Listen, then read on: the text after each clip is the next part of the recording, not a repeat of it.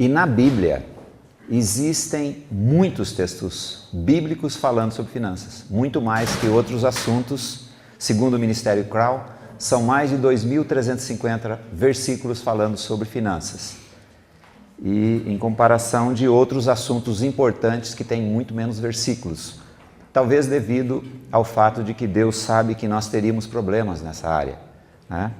Eu posso, para que não haja ofensa, quando eu usar o sujeito oculto primo, você pense em alguma pessoa da sua família.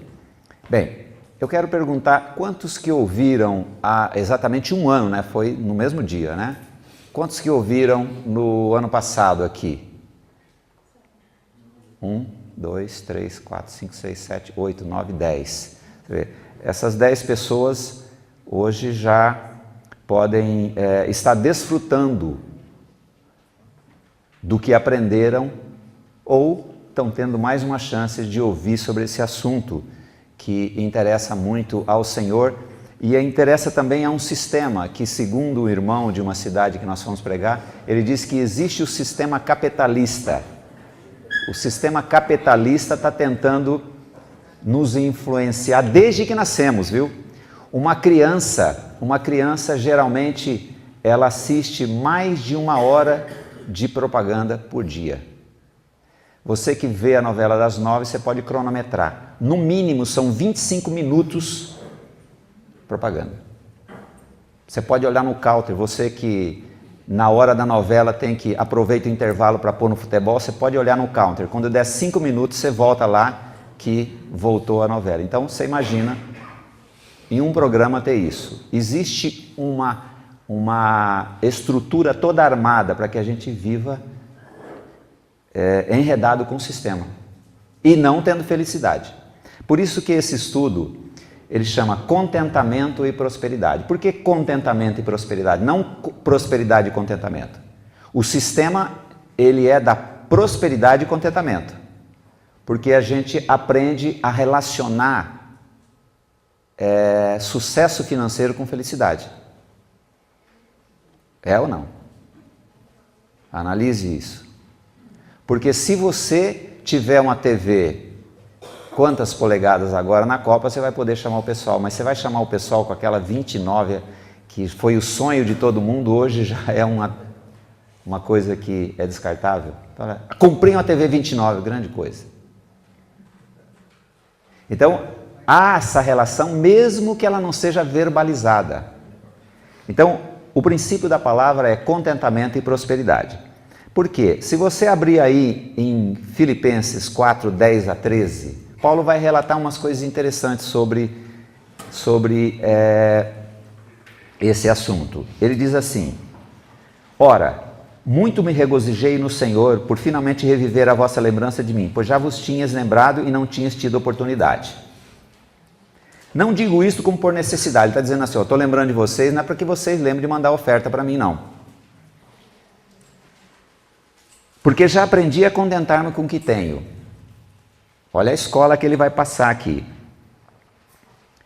Sei estar abatido e sei também ter abundância. Em toda maneira, em todas as coisas estou instruído, tanto a ter fartura como a ter fome, tanto a ter abundância como padecer necessidade. Aí ele chega no ápice do versículo e diz, do contexto e diz, posso todas as coisas naquele que me fortalece. Ele está dizendo que há uma escola que nós estamos matriculados como os filhos de Deus, de tanto estar abatido como ter abundância, ser instruído em todas as coisas, tanto a ter fartura quanto a ter fome, tanto ter abundância como padecer necessidade. Posso todas as coisas. Então ele está dizendo assim, existe em mim uma vida, que é a vida de Cristo, que Ele me faz passar por todas as coisas, porque Ele é o meu suprimento. E o sistema quer que nós entendamos que quanto mais nós tivermos, mais felizes, mais fortes e mais livres do mal. Tem até um texto que diz assim, para pôr a sua casa no alto, para ficar livre do mal. Não, num mundo em que quem tem dinheiro manda, quem não tem não manda, então tem que ter dinheiro porque eu quero mandar. E ele fala assim, posso todas as coisas em Jesus que me fortalece. E esse texto, às vezes, ele é usado pelo seu primo para adquirir coisas de Deus. Eu sou filho de Deus, por isso eu posso todas as coisas naquele que fortalece, por isso eu determino em nome de Jesus que isso vai acontecer. Eu determinei há uns anos atrás uma coisa, uma máquina que eu fui comprar, e cheguei lá, o Alex me vendeu do jeito que eu queria, e o fim dessa máquina foi terrível. E depois que eu vendi essa máquina, funcionou, para mim não funcionou. Porque Deus, nessa escola que nós estamos, irmãos, se nós não passarmos da primeira lição, nós vamos para a segunda. Aí talvez o motivo do seu primo não ter suficiência financeira e não ter dinheiro. Porque não aprendeu a contentar com o que tem. Não sabe que a suficiência é Cristo. E nele há a condição de ter muito ou ter pouco.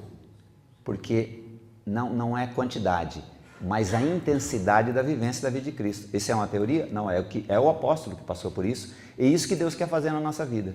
Então Ele quer dar nos contentamento que nós temos, contentamento com o que nós temos, e, se for da vontade de Deus, a prosperidade. Agora, se há contentamento, já é prosperidade. Não é o contexto aqui? Já é uma prosperidade. Bem, vamos rodar o próximo aí. Influências do sistema financeiro no meu modo de agir. Pode ir. Esse é um homem chamado Gary Henrique. Ele tem esse livrinho aqui, custa R$3 esse livrinho, é maravilhoso esse livro. Chama Cultivando o Contentamento. Olha o que ele diz aí. Fomos treinados por manipuladores ocultos da nossa sociedade a pensar que precisamos adquirir, consumir, melhorar, aumentar. Nesse contexto, é raro o conceito de suficiente. Ó, ele diz assim, fomos treinados por manipuladores ocultos da nossa sociedade a pensar que precisamos adquirir, consumir, melhorar e aumentar. Aí ele usa nesse contexto, o suficiente ele é vencido naquele momento e depois cria-se a outra expectativa. É por isso que as TVs hoje elas são, acho que desse tamanho, deve ser a menor, né? Assim, um LEDzinho do telefone celular. Depois ela vai. Porque não há o conceito de suficiente. Não tem essa barreira do suficiente. Um amigo meu estava dizendo que ele atendeu uma pessoa que diz assim, eu fico todo empolgado quando eu compro a BMW mais nova. Ó, no máximo 3 meses, depois aquilo é um enfado para mim. Então, o conceito de suficiente... Então, qual que é o suficiente para a sua vida e para a minha vida? A suficiência nossa precisa ser a vida de Cristo. Porque o sistema capitalista, ele está sempre colocando coisas novas. Os celulares eram, né? Eu até disse isso outra vez que eu tive aqui, me parece. Os celulares eram enormes, né? Uniden, né? Uniden, aquela bateria que... E depois ele foi diminuindo. Aí ele começou a aumentar. Agora ele é um pouquinho maior, mais largo, mais chato, mas não sei o quê. Tá. Aí tem o computador, depois tem o notebook, agora tem um netbook. Então, sim, nada contra a gente evoluir no negócio. Mas tem muita coisa que nós não precisamos, nós adquirimos porque existe uma força oculta nos induzindo a isto. Agora, junto com isso tem, o texto Paulo diz assim, cada um é engodado pela sua própria concupiscência. Mas eu fui enganado, né? Tem tanta pessoa que entra, você já ouviu falar do seu primo, às vezes reclamou com você, falou assim, entrei num financiamento, falaram que era isso e aquilo, depois, você que já comprou um carro novo, você sabe como é que é, né? Ele tem uma série de coisas, depois falou assim, isso aqui, mas tem mais isso, tem mais aquilo, né? E taxa de carregamento e uma série de coisas que elas não são claras. Mas eu fui enganado, mas às vezes é enganado pela própria concupiscência. Eu estava louco para ser enganado, né? Então existe todo um sistema que quer nos influenciar. Há um plano em vigência de nos escravizar para vivermos correndo atrás do vento. Eclesiastes 6 diz o seguinte, 6, 7. E nós podemos abrir também Romanos 12, 2. Romanos 12, 2, estou mais perto aqui. Da conformação. E não vos conformeis com este mundo, mas transformai-vos pela renovação do vosso entendimento, para que experimenteis qual seja a boa, agradável e perfeita vontade de Deus. Então, há essa conformação, há essa indução ao erro. Mas a palavra fala que nós precisamos não se conformar com isto.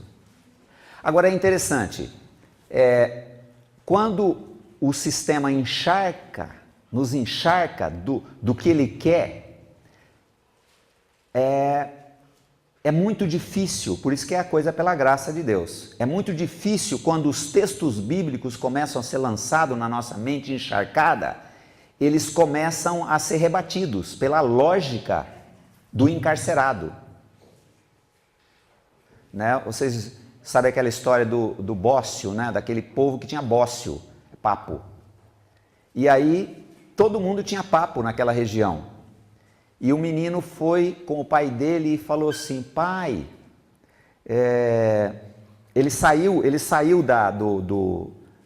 da comunidade dele, que ele tinha papo também, ele foi para uma cidade que não tinha papo. Aí ele falou assim, olha, todo mundo aqui é defeituoso.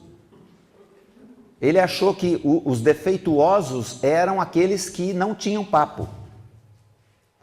Essa é mais ou menos uma história parecida com isso. Nós somos tão encharcados do sistema do consumir, como o Gary falou, que quando os textos bíblicos são lançados na nossa mente, a mente lógica trata de formar uma muralha. Bate e volta, bate e volta. E tranquilamente, quando você passar esses princípios seu primo, ele vai falar assim, mas isso aí não funciona. Hoje mesmo, ontem eu tive uma experiência que um empresário aqui da cidade, trabalha com ferro para construções, ele me disse assim, você lembra quando eu e meu sócio, nós procuramos para você nos dar uma orientação? Eu falei, eu não lembrava mais não, agora sim, vocês me procuraram. Naquele dia começou um processo na nossa vida, porque o sistema fala assim, você precisa mentir para vender, você dá sem nota, você suborna para fazer o negócio, e a gente estava naquela situação. E Deus começou a trabalhar conosco. Eu disse assim, qual a primeira reação sua? Ele falou assim, não vai dar certo. Eu falei, é assim mesmo. Por quê? Porque existe esse papo em nós, entendeu? A questão do papo, né? Então esse papo, ele foi formado através de muito tempo de instrução.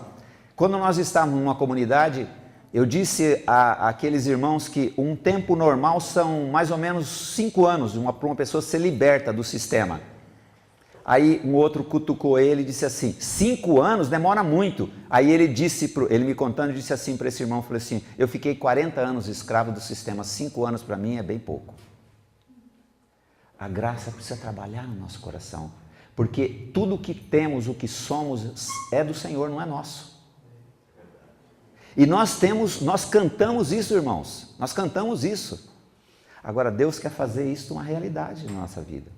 Agora Ele precisa quebrar esses grilhões que nós temos dessa fundamentação totalmente, sem ofensa, irmãos, totalmente em cima do sistema, desse sistema que quer realmente manter-nos. Por isso que quando o povo foi entrar na Terra Prometida, Deus falou até para Moisés, falou assim, olha, você vai entrar numa terra aí, os camaradas são leões, hein? Você vai emprestar para eles, mas você não vai tomar emprestado, senão você vai ser cauda e eles vão ser cabeça. Eu citei lá Eclesiastes 6, 7 e diz assim, olha que terrível, todo o trabalho do homem é para a sua boca, contudo nunca se satisfaz a sua cobiça, né? Corroborando com o que o Gary falou ali. Todo o trabalho do homem é para a sua boca, contudo nunca se satisfaz a sua cobiça. A sanguessuga tem 2 filhas e elas falam o quê? Dá, né? Dá. Essa é a situação o resultado desse encharcamento, né, de informações que nós temos. O sistema visa gerar insatisfação e quando se une a um coração ganancioso, gera o desastre. Provérbios 27, 20. Entendeu? Como eu disse antes, junta o sistema e a minha vontade, e aí gera o desastre e depois vem a graça de Deus para tratar-nos. Diz assim, olha só que terrível. O inferno e a perdição nunca se fartam, e os olhos do homem nunca se satisfazem. Eu fui numa igreja e eu não sei que...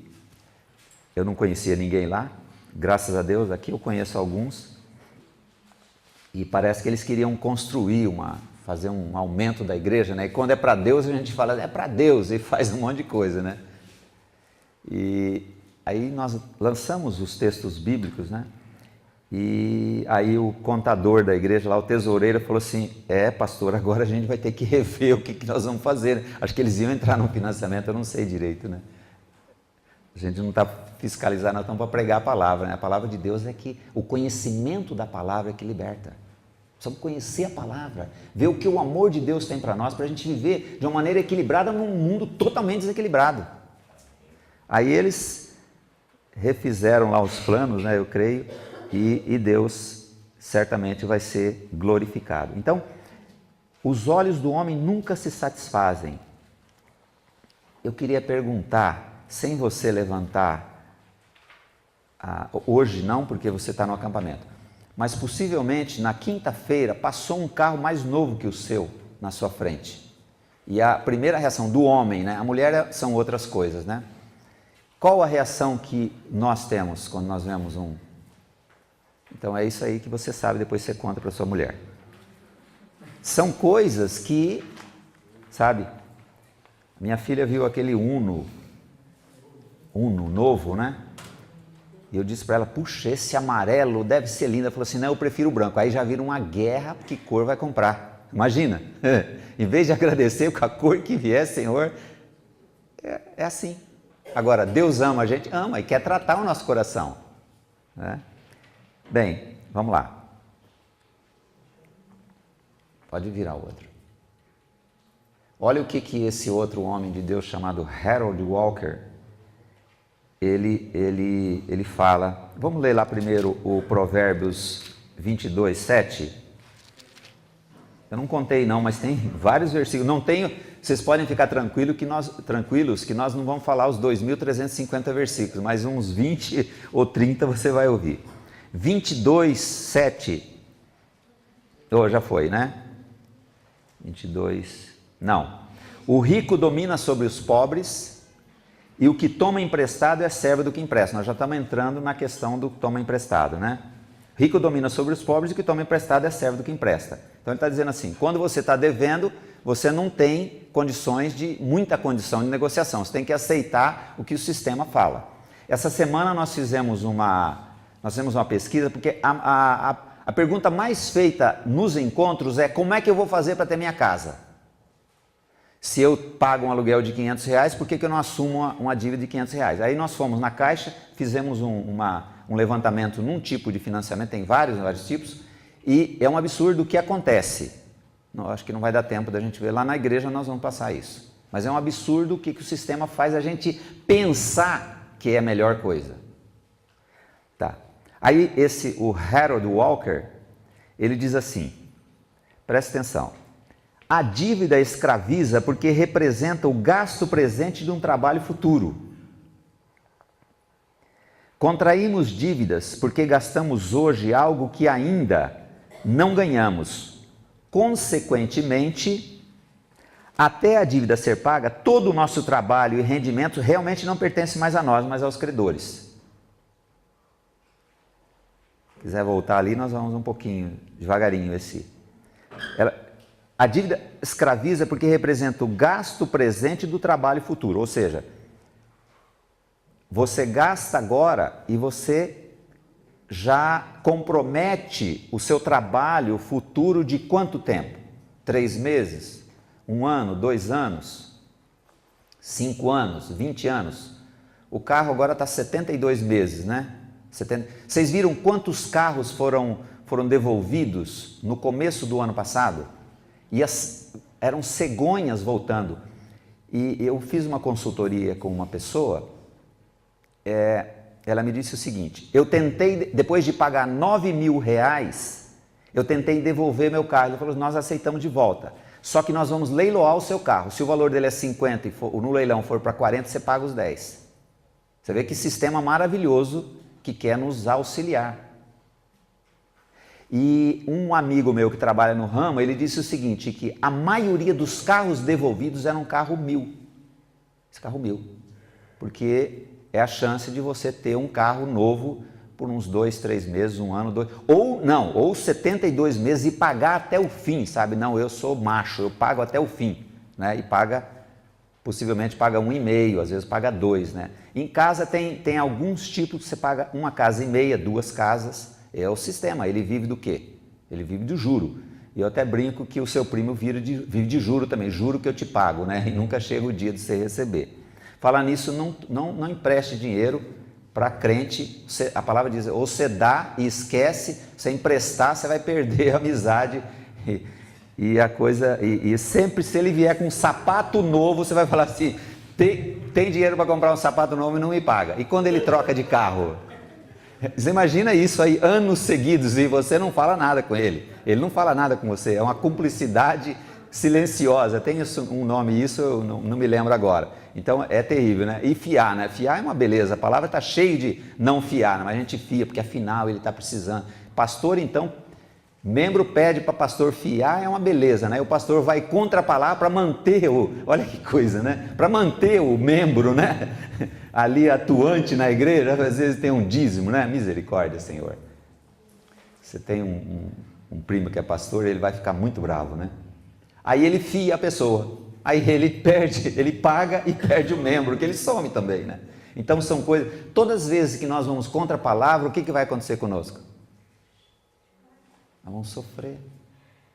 E o pai que nos ama quer fazer o quê? Tratar o nosso coração, que é duro em muitas questões, né? Então a dívida escraviza porque representa o gasto presente no trabalho futuro. Contraímos dívidas porque gastamos hoje algo que ainda não ganhamos. Consequentemente, até a dívida ser paga, todo o nosso trabalho, rendimento não pertence mais a nós. Ou seja, se nós comprometemos lá 10% do nosso salário numa dívida de 5 anos, significa que 10% não pertence mais a nós. Mas na hora de fazer as contas, nós contamos com os 10% ou não? E quando é 20%? Essa consultoria que eu estava fazendo com essa irmã, de 65 anos mais ou menos, gente, o aprendizado sobre finanças, ele tem, assim, resultados catastróficos para o final da vida. Eu ouso dizer uma coisa para vocês, boa parte dos brasileiros no final da vida não vão ter dinheiro para comer. Porque hoje nós estamos plantando, eu estou me incluindo entre vocês, já estou final de carreira, já chuteira pendurada quase, mas principalmente vocês estão plantando hoje o que vai acontecer mais para frente. Então, se nós não formos edificados na palavra, nós vamos correr atrás do vento e vamos correr atrás de coisas que não têm liquidez. Assumir vários financiamentos e o final da vida é vender aquilo que foi duro pagar, porque não tem liquidez, não tem dinheiro para manter aquilo. Olha do lado, você vai ver essa história acontecendo. Então a pessoa compromete, no caso que o Harold está dizendo aqui, a pessoa compromete 20, 30, eu estava dizendo dessa consultoria, imagina isso, um ganho de R$2.000, assumiu essa prestação desse carro, tinha pago R$9.000, e eu fiz uma conta com ela, para você fazer esse carro rodar pouco, são R$1.100 por mês, como é que você vai sobreviver? Ah não, mas Deus vai prover. Esse é mais um item problemático na vida do cristão. O ímpio fala assim, não, nós vamos resolver no braço, nós vamos lá, vamos brigar, vou trabalhar mais. O crente diz assim, Deus vai prover. Eu disse que isso é um problema a mais. Por quê? Porque a gente assume dívidas, depois fala assim, agora Senhor, o Senhor resolve.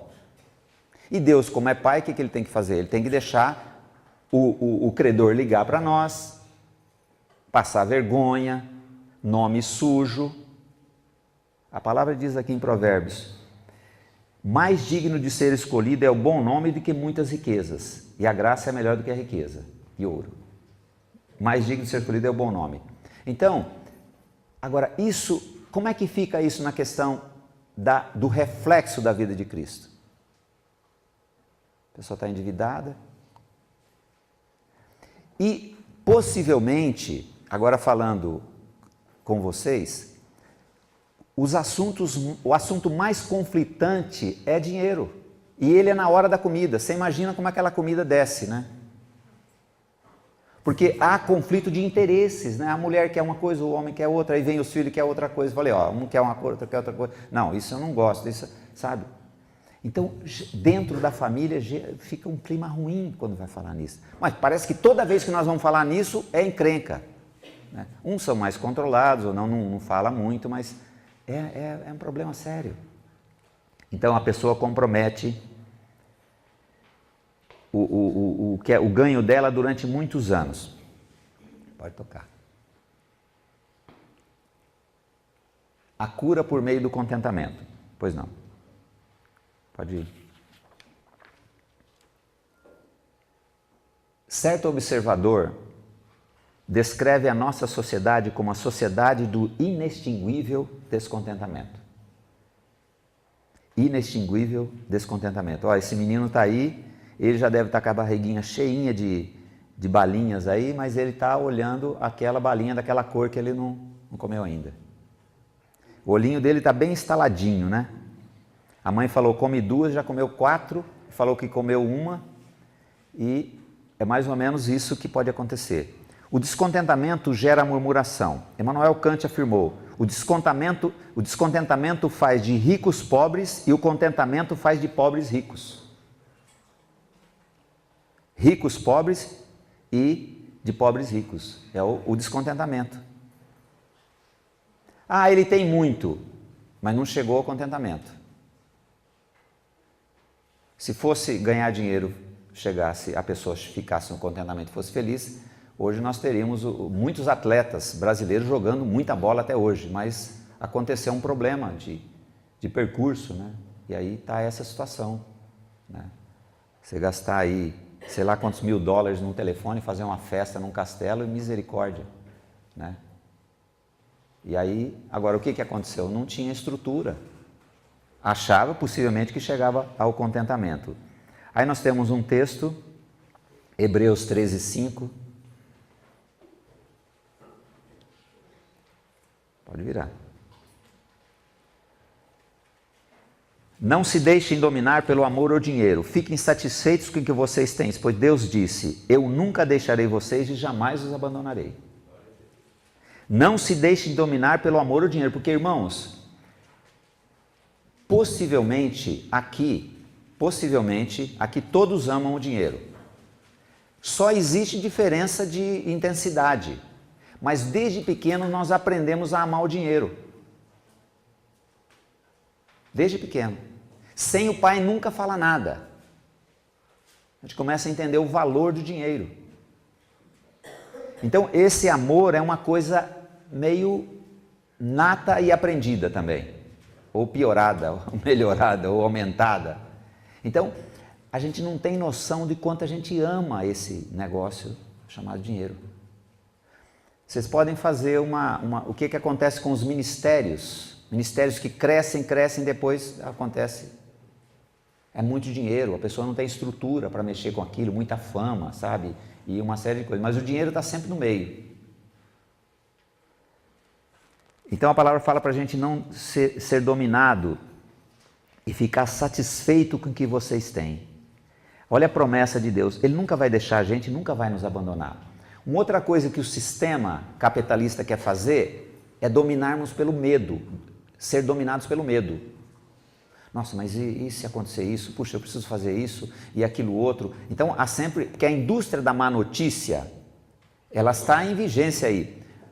O sistema da implantação, né, da nova ordem mundial, as agências, não sei se já é realidade, mas esse é um plano. As agências de notícias todas dominadas pelo sistema. Então, a indústria da má notícia. Para a gente ficar sempre insatisfeito e temeroso do futuro. Mas esse medo paralisa e a gente não toma a atitude correta de falar assim, Senhor, tem misericórdia, que o processo de mudança do amor ao dinheiro é o processo do arrependimento. Senhor, tem misericórdia, eu estou errado.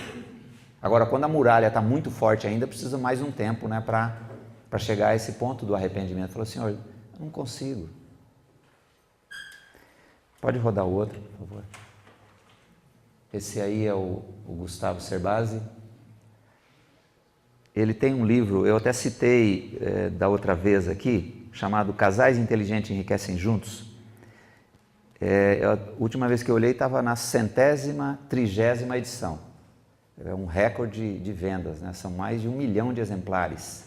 É um livro secular, mas trata muita coisa interessante sobre por que nós agimos dessa maneira em finanças. E ele diz assim, a posse de bens materiais apenas alimenta a ansiedade pela acumulação. Quero mais, a sanguessuga. A ganância humana não tem limites e por isso a aquisição material jamais o fará feliz. Provérbios 1, 18 e 19. E estes armam cilada contra o seu próprio sangue, e a sua própria vida espreitam. Tais são as veredas de todo aquele que se entrega à cobiça. Ela prenderá a alma dos que a possuem. Então é uma situação, como nós lemos anteriormente, que não tem fim. É uma coisa que brota. Eu gosto de pensar, na minha experiência, que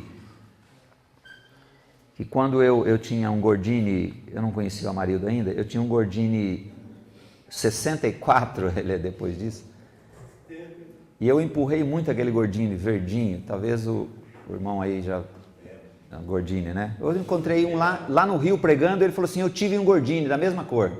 Eu nunca imaginava que ia encontrar alguém que tivesse um Gordini e tivesse essa relação de ódio e amor tão intensa que a gente tinha com aquele carro que a gente empurrava mais do que andava. Mas quando passava um Fusca, eu falava assim, puxa, um dia eu vou ter um Fusca. E depois desse sonho vieram 3 Fuscas e a coisa depois evolui. Mas diante da graça de Deus, Deus não tem problema em nos abençoar, viu, irmãos? É isso que nós precisamos deixar claro. Deus é o Deus dono do ouro e da prata. Ele quer nos abençoar, mas Ele quer trabalhar na nossa base, para que depois a gente possa falar como Paulo. Falou assim, ó, tanto sei ter como não ter. Então não é uma condição de eu dependo de ter para ser feliz. A minha mulher, eu tenho reparado nesses 23 anos de casado que a coisa que mais agonia a minha mulher é quando eu chegava e falava assim, acho que esse mês o dinheiro não vai dar. Ela já como crente, ela já gritava, glória a Deus, aleluia, esse mês nós vamos depender do Senhor. E ficava uma coisa assim, um ambiente bem espiritual, assim, bem gostoso de conviver, né? Então você que riu sabe o que era a reação da sua esposa ou da mulher do seu primo, deve ser a mesma, né? É uma coisa terrível, né? Bem, aí nós vamos ver umas coisinhas rapidinhas aqui, 4 reflexos de Cristo na administração do dinheiro. Pode ir primeiro. Primeiro ponto é reconhecer a dificuldade financeira. Reconhecer a dificuldade de que a gente não sabe mexer com esse negócio. Reconhecer que a coisa não deu tanto certo. Porque na hora que nós vamos projetar uma compra, geralmente a gente fala assim, vai dar certo, né? Você fala assim, vai. Porque nós não usamos o sistema que Jesus falou para a gente sentar e calcular. Jesus mandou sentar e calcular para construir uma torre, para não começar e depois não acabar. Essa torre você pode colocar a coisa que você quiser aí. Então, na hora que a gente quer um negócio, o desejo é tão grande que a conta é assim, rapidinho, né? Rapidinho, mas dá. E depois no segundo mês vê que não dá. Mas aí depois tem mais 10 meses ainda. E quando tem 10 anos ainda? Dá uma alegria, dá uma disposição assim de trabalhar. Eu fico pensando na pessoa segunda-feira, um dia de frio, chuva, ele tem que trabalhar numa coisa que ele não gosta e ele já está devendo já. Ele já sabe que ele não vai conseguir pagar. É uma situação crítica. E na hora de chegar na boca do caixa da igreja, imagina o que acontece com o escorpião dentro do bolso dele para ele dar o dízimo e depois não... você entende, né? O que pode acontecer. Então, o reconhecimento é uma coisa muito difícil, é o primeiro passo. Aí tem o texto em Oséias 5,15, que diz: irei e voltarei para o meu lugar até que se reconheçam culpados e busquem a minha face. Estando eles angustiados, de madrugada me buscarão.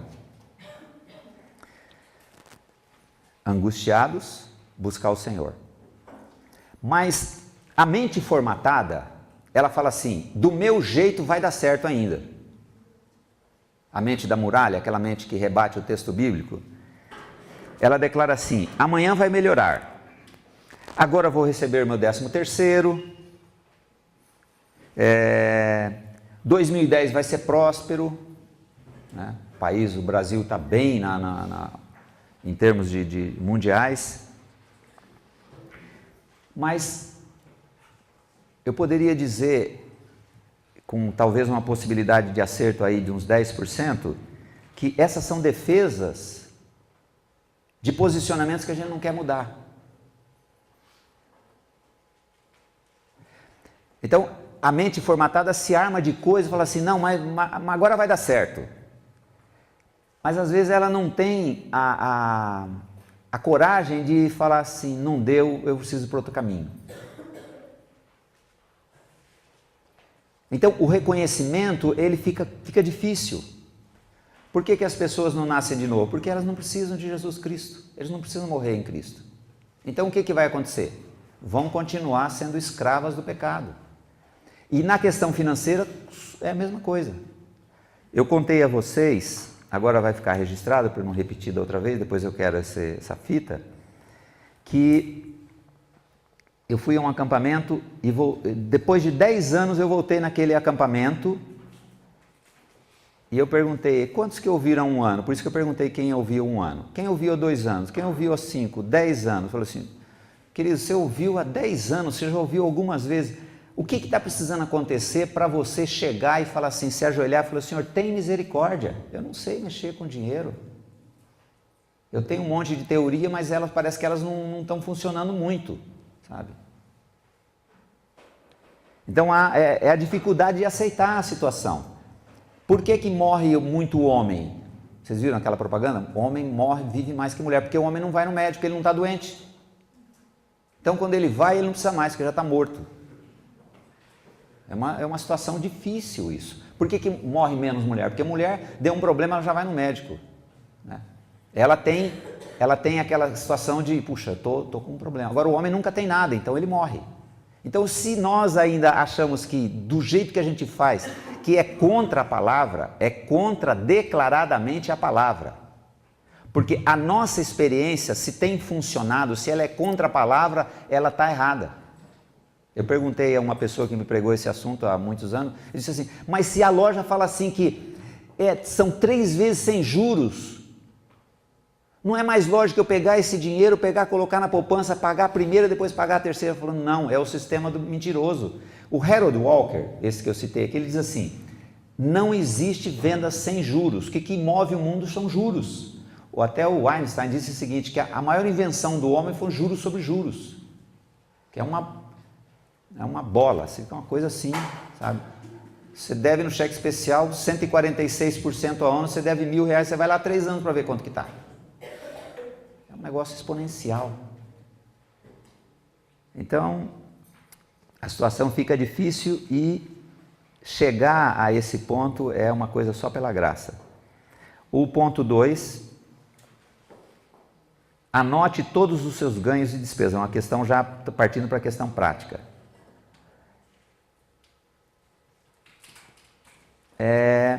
Aí vem aquele texto que eu disse, Jesus citando: se um de vocês, Lucas 14, 28 a 30, se um de vocês quer construir uma torre, primeiro senta e calcula para ver quanto custa, para ver se o dinheiro dá. Se não fizer isso, ele consegue colocar os alicerces, mas não pode terminar a construção. Aí todos os que virem O que aconteceu, vão caçoar dele dizendo: esse homem começou a construir, mas não pôde terminar.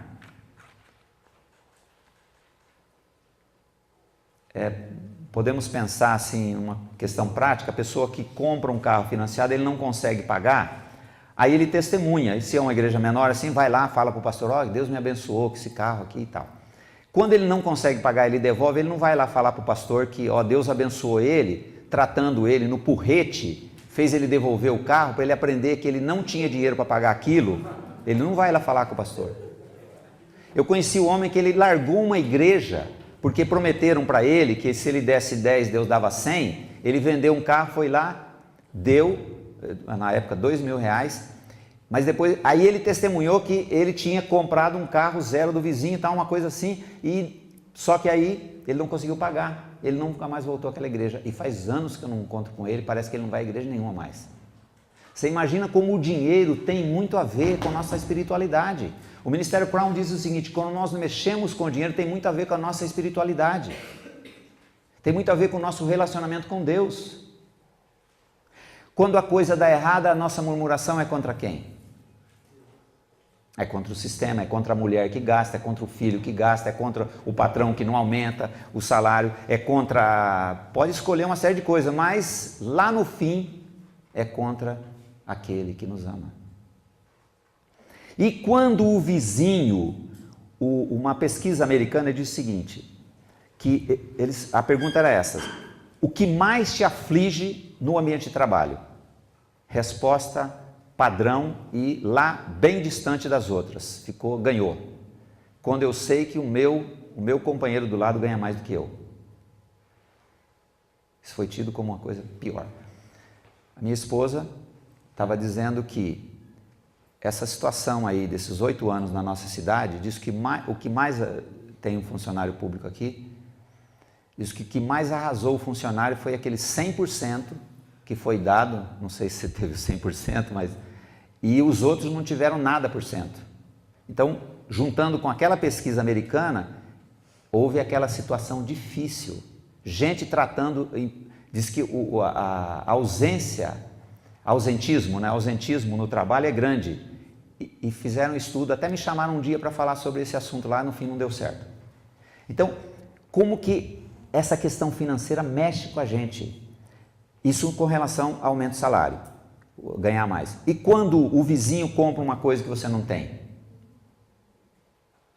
Ou o cunhado, ou o primo. Agora o Senhor quer fazer o que com a gente? O nosso desejo é que a gente molde a intensidade do dar de Deus conforme a nossa ganância. Mas Deus não trabalha desse jeito. Ele tem que tratar conosco. Ele precisa nos sedimentar no ponto 1 para passar para o ponto 2.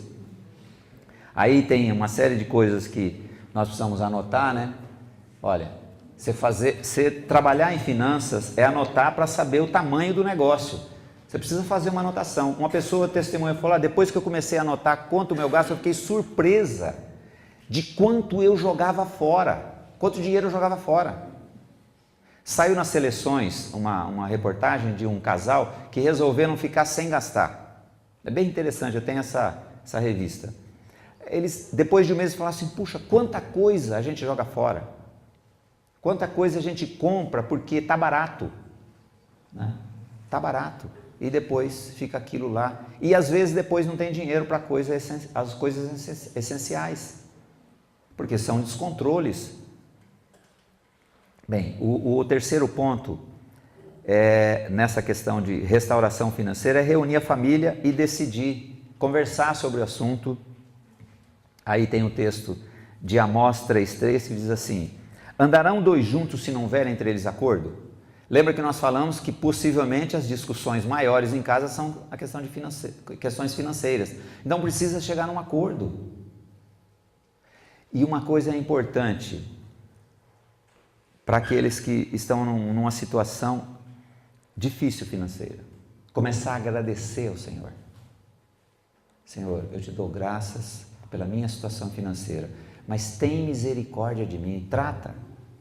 Uma outra coisa que pode acontecer, falando sobre a mente lógica, a mente formatada, Algumas pessoas, ouvindo que a palavra de Deus fala sobre não dever nada para ninguém, elas falam assim, não, eu sempre fiz assim e sempre deu certo. Sim, tem pessoas equilibradas que elas vão fazer consórcio, vão comprar prazo, vão fazer uma série de coisas e vão pagar até o fim. São pessoas equilibradas. Só que pagam um juro absurdo nas coisas. Agora, como eu disse antes, a minha experiência, a minha prática, ela não pode encobrir a palavra de Deus. Ah, mas deu certo. Deu certo não significa ser a vontade de Deus. Eu tenho uma pessoa que entende muito de contabilidade e ela sempre rebate, né? Eu procuro não falar sobre esse assunto para quem não quer ouvir, mas sempre eu vejo que há uma inquietação de sempre querer falar sobre o assunto, né? Tudo bem, eu fico ouvindo. Aí um dia ele disse, pegue a sua calculadora, você faça a conta. Por que você vai pagar em 24 meses se você pode pagar à vista? Porque o que nós fazemos às vezes? Nós deixamos o dinheiro na poupança ganhando 0,7, 0,6 ou 0 não sei quanto, e estamos devendo no cheque especial pagando quanto por mês? 12. Eu recebi um comunicado que ia subir um pouquinho, ia para 12,35, 35 só. Você imagina isso no decorrer de muito tempo. Aí ele falou, não, aí eu tenho que admitir que, falei, então é isso, é o que a palavra de Deus fala, não dever nada para ninguém. Hoje um empresário me disse o seguinte, que eu sempre estava preocupado, ele tem um grande investimento na área de educação, trabalha com livros, e eu cheguei para minha mulher e falei, mas não é possível, a gente vive numa luta constante, sabe? Vamos ver o que a palavra fala. Aí ele ouviu uma mensagem, não sei como que chegou, ele é de outra cidade, aí ele ficou sabendo que tinha o material aqui da bola de neve, e ele começou a adquirir o material, mas eu não sabia, eu o conheço há muito tempo. Ele falou, puxa, eu estava fazendo tudo errado. Ele começou pela casa dele. Depois a mulher falou assim, mas na empresa como é que nós vamos fazer? Eu falei, são os mesmos princípios, não dever nada para ninguém, comprar à vista. Ele falou assim, nós já conseguimos grande parte do nosso trabalho, está sendo comprado à vista. Porque eu falei para ele, querido, é um processo, como eu disse, 5 anos, é um processo de Deus tratar conosco na nossa vida. Então, eles reuniram a família e decidiram junto o que eles iam fazer. Essa parte, ela é muito didática, principalmente com o filho. Você explicar para o filho que as coisas custam caro, né? O filho vai ser um aliado seu dentro da sua casa, mas se a gente não explica para o filho, aí ele diz assim, não tem dinheiro, dá um cheque, né? Ele não fala isso às vezes? Não tem dinheiro, dá um cheque. E é interessante, quando a gente não aprende isso quando criança, aí vira adulto e continua dando cheque sem ter, quer dizer, um aprendizado, uma lacuna que foi pulada lá atrás. Então aí fica uma coisa bem difícil. Bem, o quarto ponto e último, que é não comprar mais nada a prazo. O texto em Romanos 13:8 diz, não fiquem devendo nada a ninguém. A única dívida que vocês devem ter é de amar uns aos outros. Quem ama os outros está obedecendo a lei. Mas esse texto, às vezes a gente fala para pessoas teologicamente aprofundadas, né? Mas esse texto, se for fazer uma exegese dele, a hermenêutica dele, eu falei, sim, então olha o contexto, o que ele está dizendo. Ele está dizendo sobre muitas coisas. Mas junto com esse tem outros. Se tiver, mas só fala nesse lugar. Se Deus falar num lugar só na Bíblia, não vale. Só que não é só nesse lugar. Uma pessoa, devido a essa questão da formatação, né, da muralha, ele diz assim, mas é sempre o mesmo texto, né? É sempre o mesmo texto. A água é sempre igual, né? Mas a água tem que beber água. E a palavra é água. A relação, palavra é água. Então, ficar devendo leva a pessoa a uma série de situações difíceis, né? De achar que pode. E uma coisa que move também ficar devendo assim, eu mereço. Afinal, como eu disse, o Filho de Deus falou, eu sou filho de Deus. Eu fui numa casa, eu não ia almoçar lá, só fui testemunhar para uma pessoa. Diz assim, olha, vamos comer aqui, tem arroz com ovo. Eu falei assim, eu sou filho de Deus, não como ovo. Eu falei assim, se você soubesse que eu já comi farinha com ovo, hein? Misericórdia, e dei valor àquela farinha com ovo, hein? Deus tem dado muito mais que arroz e ovo para nós. Agora, o que nós temos feito com isso? Temos vivido para a glória de Deus? Temos estado contentes com isso? Ou estamos esperando o próximo capítulo, a próxima compra? Aí, finalizando, tem o Mauro Halford que diz assim, essa é uma frase muito popular no Brasil, muitos temem gastar tudo o que ganham se não tiverem um ou vários compromissos financeiros, ou seja, prestações. Assim, buscar a disciplina por meio de crediários, assim buscam a disciplina por meio de crediário. Então, o Mauro Halford está dizendo essa questão aqui de buscar a organização através de a disciplina por meio de crediários. Porque a pessoa fala assim, olha, eu não tenho costume de guardar, que o princípio da palavra é trabalhar e poupar, né?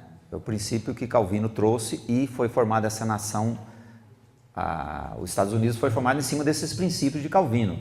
Havia um exagero, né? Aí virou até teve uma situação de parcimônia também, é um exagero. A avareza também, na palavra de Deus, ela é condenada. Mas esse país foi feito dessa maneira, depois perdeu esses princípios e virou o que nós sabemos aí, até agora tem essa situação difícil, mas deixou o princípio bíblico para trás. Mas ele está dizendo aqui o seguinte, a pessoa não consegue, eu não consigo poupar, então é mais fácil eu fazer um crediário que aí eu vou pagar. Isso que esse economista está dizendo. Aí o que vai acontecer? Seria mais ou menos a gente pegar, eu não tenho condição de cuidar do dinheiro, então eu dou para o ímpio cuidar para mim. Mas ele cobra para fazer isso. Quantos por cento?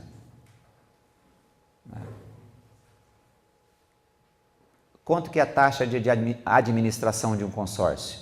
É quanto ele cobra para você cuidar do dinheiro, ele cuidar do seu dinheiro. Então, agora, é lícito isso a gente fazer dessa maneira e achar que assim é o melhor? Sendo que nós podemos depender de Deus e depois comprar à vista? Bem mais barato em muitas coisas.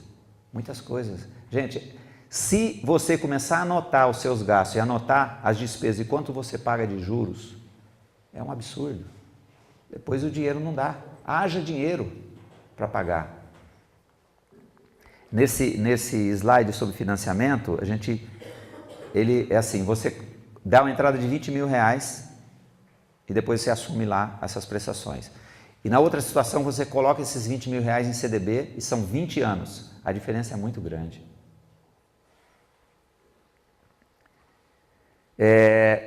Irmãos, esse é um assunto muito difícil, do qual nós precisamos da graça de Deus. Precisamos chegar diante de Deus e falar, Senhor, tem misericórdia de mim. Eu sei que às vezes a pessoa fica olhando, ouvindo essas coisas, e fala, mas esse cara parece que é dono da verdade. Irmão, você sabe por que Deus tem trabalhado comigo? Porque no ano de 89 eu quebrei literalmente. Minha esposa disse assim, eu não sei, você trabalha, mas nunca tem dinheiro para nada. E no ano de 1989, Deus começou a tratar com o meu coração. E a primeira vez que eu ouvi os textos bíblicos, eu falei assim, não vai dar certo. A mesma reação que eu disse que o seu primo tem quando esses textos são lançados. Eu falei, não vai dar certo. Eu falei, Senhor, mas se for a realidade da Tua palavra, eu quero para a minha vida, porque eu não aguento mais viver desse jeito. Eu estava casado há 2 anos. E Deus começou um trabalho de mostrar que é a graça que precisa fazer isso no nosso coração. Então, queridos, é a obra de falar assim, Senhor, é para mim isso, eu preciso disso. Eu preciso chegar ao arrependimento. Eu acho até que dá para ir mais um pouco. Eu vou tentar mais um pouco nesse sistema, né? Eu vou tentar sem o ganso. Se não der, depois nós resolvemos aqui em casa, né? Em casa a gente ganha. Vamos tentar, espero que dê certo. Mas se... E o Deus da graça quer fazer o quê? Irmãos, nós fomos abençoados com toda sorte de bênçãos espirituais em Cristo Jesus. Isso implica tudo o que nós podemos pensar, e nisso está a questão financeira. O Deus da graça quer nos levar a contentamento e prosperidade, porque não se iluda, se nós não estamos contentes com o que nós ganhamos, com o que nós temos hoje, nós nunca vamos ficar contentes. Olha, teve o testemunho da palavra e teve o testemunho de um homem estudioso, que foi o Gustavo Cerbasi. Nós precisamos da graça de Deus. Eu quero, em nome de Jesus, chamar você que foi tratado pela palavra, você vir aqui e nós vamos orar por você, para Deus começar uma obra no teu coração. Em nome de Jesus. Não tenha receio, não. Às vezes a pessoa não vem, depois ela fala assim, puxa vida, poderia ter ido, eu preciso. Então você que foi tratado pela palavra, você vem aqui, nós vamos orar por você. Nós vamos orar e o Deus da graça vai fazer o quê? O que Ele faz? Nos abençoar. Tratar com o nosso coração enganoso e começar uma obra maravilhosa, da gente poder conviver com esse espeto, sabe? E ele não comandar a gente. O diabo não se assenhoria mais da nova criatura, mas o dinheiro sim. Por isso que Jesus falou, não deveis servir a Mamon. Entende isso? Olha como isso é intenso. A nova criatura não pode ser assenhoreada mais pelo diabo. O diabo está derrotado. Mas ela, lembra ali da questão da semente? O que impede o crescimento? Cuidados do mundo. Preocupação com as coisas. E isso gera preocupação, ou não gera preocupação? Pensar que pode perder o emprego, que pode ficar doente, que pode não sei o quê, uma série de coisas. Agora, a graça de Deus quer que nós sejamos tratados nessa intensidade. Irmãos, eu vou falar para vocês, eu sonho com isso, essa intensidade de Paulo aqui. Sei ter abundância como padecer necessidade. Em todas as coisas sou instruído. E aí a gente poder viver para a glória de Deus, não é dar os 10% e depois fazer com 90% o que a gente acha melhor, mas os 100%, porque tudo é do Senhor, como eu disse no começo, e viver para a glória dele. Ser uma bênção na igreja, ser uma bênção na nossa casa, ser uma bênção na comunidade, no nosso trabalho. Então, eu peço a você que venha aqui para a gente orar sobre esse assunto.